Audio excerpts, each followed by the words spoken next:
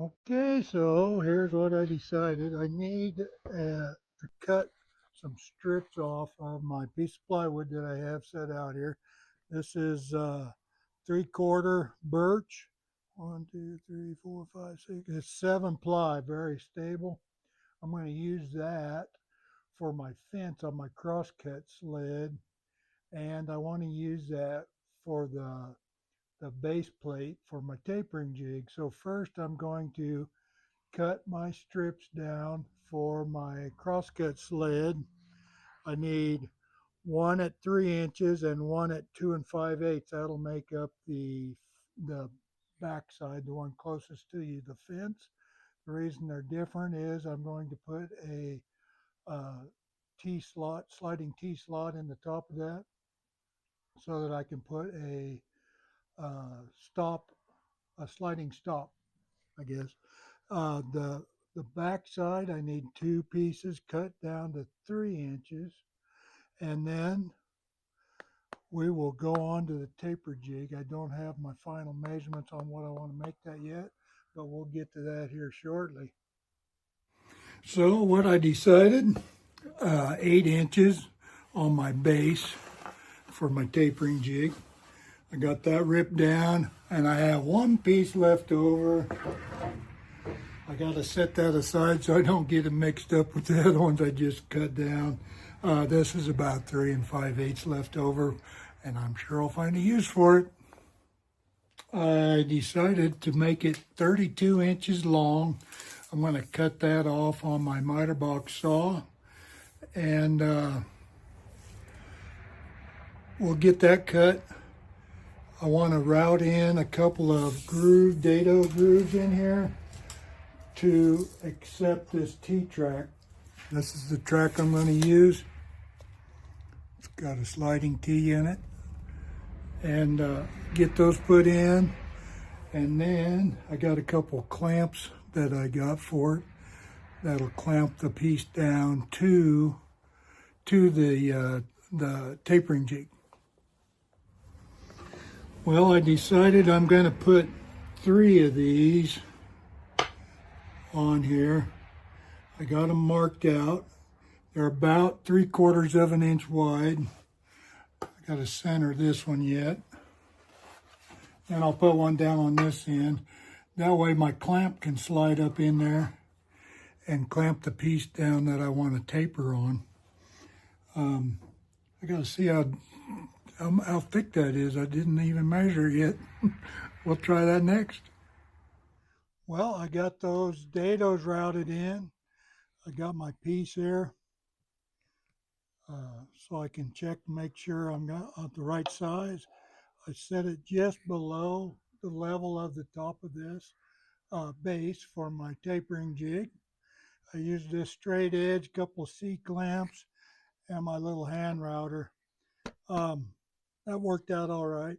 I need to get my bench cleaned off so I can actually use my router table over there. But that worked out good. I'm going to drill a couple more holes in these so that I can get some screws put back in them. But that worked pretty good. And we'll get that done and go from there. Well, we got the dados cut in here. I took my orbital sander and I sanded the top, sanded the back of it. I'm going to take my little sanding block that I have here and I'm going to just knock these edges down just a little bit. I did take a scrap piece of 3/4 plywood that's the same size as that. I wrapped some sandpaper around it and ran it through the bottoms of these and just cleaned up the bottoms and the edges. So next I want to take this block and just go around all of them and get those knocked down so they're cleaned up and smooth, I guess. I did decide to do the back edge of these on the bottom. Got that all smoothed up. I got the faces of it all the way around, and I think it's good to go. I didn't have any very short screws in my supply over here. So I had to dig around in my secret weapon, something that I had put together a long time ago, but I found some real tiny screws, and I'm going to use some super glue and glue these down in the tracks, and then put these screws in to reinforce it.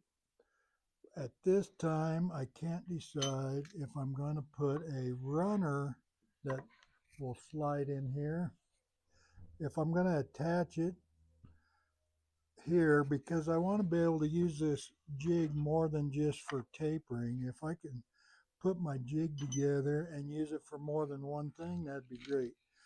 I'm thinking I've seen people use their jig or make a separate jig. They can set their saw fence up. They can clamp another piece of wood down to it. Let's say this piece had a real uneven edge. It was all wonky. We can put this in here up against our fence. And here's one reason I don't know if I want uh, that rail on the bottom there, the runner. So you can bring your saw over here, lock it down, and you can run this straight through, raise your blade up just so it's up past here. That way you can get a nice straight edge on that. Now you can take your jig off your table and turn your piece around with a nice straight edge on it.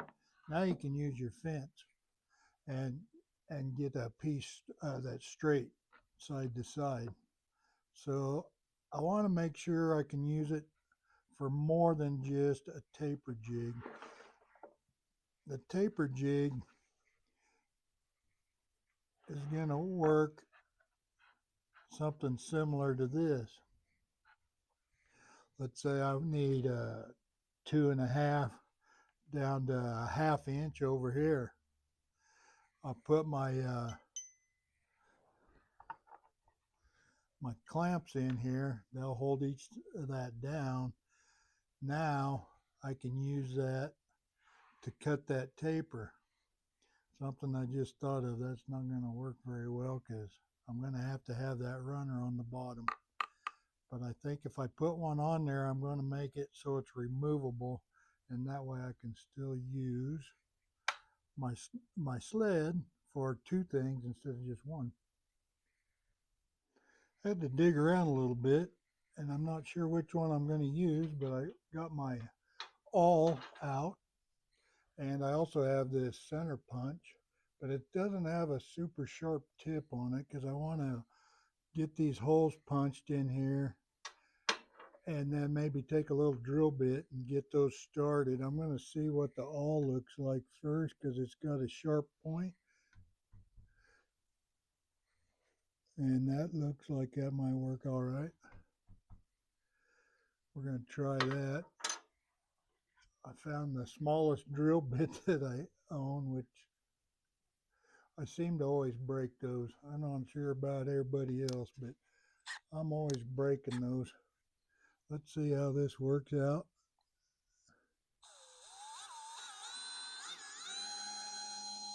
I don't want to go real deep. I just want something to get the tip of that screw started. I definitely don't want to go all the way through it. I would cry the blues.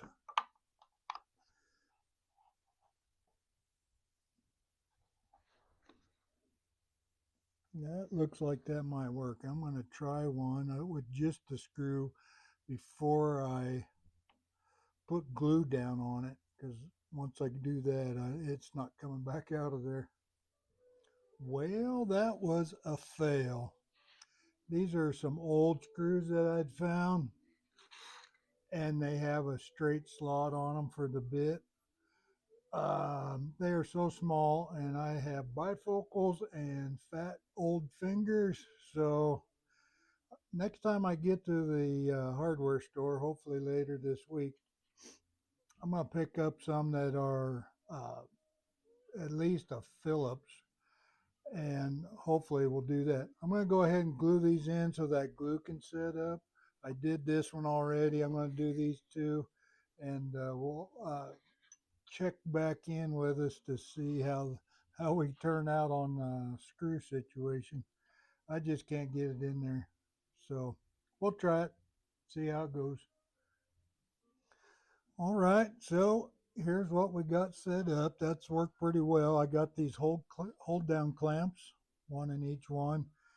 Um, these are fairly long, these T-bolts are, but that'll also allow me to cut larger and thicker material.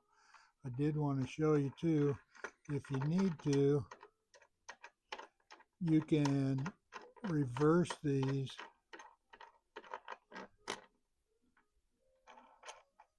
if this part's going to be in your way for some reason. I still not convinced about putting a runner on my sled. Right now I'm thinking to do this. In order to do a wider piece like this is, I have this piece of plywood in here, same as what this was made out of. I can set my taper, let's say 2 inches down to a half inch, and then I can slide this through. That's my intention anyway, is to slide that through. I may have to do something to temporarily attach this piece, but I think that's gonna work. I really don't want to put that runner on because I want to be able to use that, like I was saying earlier, for uh, uh, being able to cut a straight edge on a piece that maybe is crooked or that you come across. These will back up quite a ways, so we can use it like that. We can lock it down like this. And that way we can utilize a piece here. Let's say we have a piece that's only 4 inches wide and we set it in there. This will move in and out to get the exact taper that we want on it. It'd be a lot easier with a narrower piece of stock because you can line up this edge with your first measurement, 2 inches. You'd line that up. So you come over, mark it at 2. Get this piece out of here. Oh, we can even use that as the example. So you can mark that at 2 inches right here.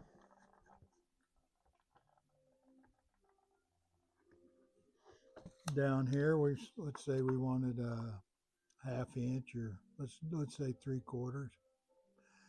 We can get our jig set up in here.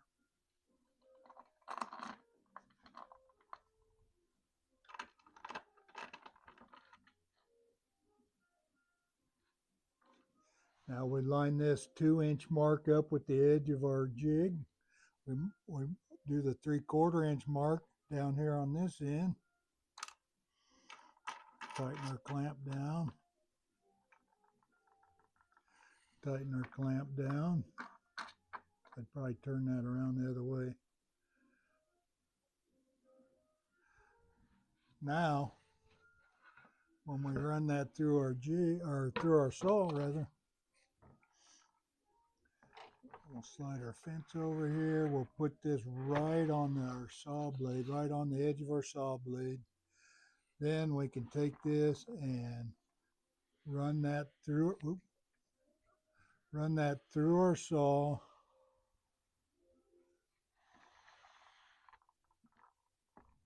I think that's gonna work out. I got some bugs to work out, it looks like, but we'll get there eventually. Anyway, I think that's a success. I'll be able to use that for two different purposes. I also saw on my watching some woodworkers on YouTube. I also saw on YouTube, I was watching some woodworkers on there, and the tenoning jig that I made earlier, they were using theirs for a jig to resaw stock. I don't have a very big bandsaw. It's just a small bench top, and it's kind of old, and the motor doesn't run all that great. Uh, but they used their tenoning jig as a resaw jig where they could set it up on the fence and then run their whatever they're resawing through. And you wouldn't be able to do a real big piece, but I think that'd work. That way I got two uses for that jig. I got two for this one. My next jig is going to be my crosscut sled. I got some 1/2 inch plywood sitting over here. I'm going to use that for the base. I've got those strips that I cut down. I'm going to use those for both the front and the back fence. And we'll work on that next. Um, I'm going to like this for that project that I have for Red Dog Laser. We're making the 3 nails, 1 cross plaque. It's kind of neat looking. I'll show you what that looks like. So I don't recall who I saw doing this on YouTube, but I thought I really like that. I'm going to try making those. And I had a good response on my Facebook business page for Red Dog Laser. And this is kind of my prototype, but I used some old wood. I thought I had some old material that I was going to use, and it was pretty bad shape. So I don't know what I'm going to do with that. But um, like I said, this is the prototype. I made a couple changes. I'm going to rabbet this backer piece into the frame. That's probably the number one change. Get that in there. Um, but cutting these nails on this jig is going to be way easier. I was using the table saw trying to lay out what I needed for an angle, and it just it was being pretty difficult. So with that tapering jig, that's going to be a lot easier. And then also with the crosscut sled, I'll be able to cut these pieces of backer. This is some old 3/8 inch cedar siding. I had some left over from a project. It's rough sawn, kind of looks good with all the rest of it. But then I took my torch and I torched around on the frame. I did not do this backer board, but I did the cross, and I also put these on here. I thought that was kind of a neat touch.